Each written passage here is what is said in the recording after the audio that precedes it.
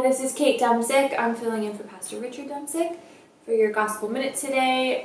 Richard and I are still struggling a lot. We could definitely use your prayers. I'm doing a little bit better than Richard at this point. And I also want to thank everybody for their prayers and their thoughts, and everything that people have been doing for us means so much to us. So thank you guys again for everything that you've done for us. Today's Gospel comes from Mark 1, verses 1 through 13. And in it talks about how Jesus is getting baptized, and when he comes out of the water, God says, "You are my son with whom I'm well pleased." And I know that in our lives, sometimes it's hard to feel like God is really pleased with us. In my life, personally, the moments where I've really truly experienced God's pleasure is definitely when I'm singing. My singing is my personal connection with God. It's when I feel most like God is real and evident in my life. And so when I'm singing, I feel God's pleasure. I know that he's enjoying that moment just as much as I am.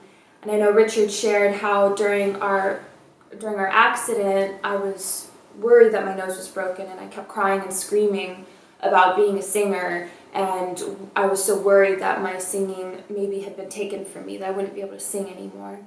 And people in my life have given me big compliments and have said, you should try out for The Voice or America's Got Talent or something like that. And it's really sweet of people, and I appreciate those compliments, but that's so not what I'm interested in. For me, singing is about my connection with God. I experience God's proof and evidence in my life, and the idea of that being taken away from me was so devastating, and I just couldn't handle it. I couldn't handle the idea of not being able to sing anymore. That's when I'm the happiest in my life, when I'm on the worship team and I get to use my talent for God's glory. I don't ever experience more joy than that.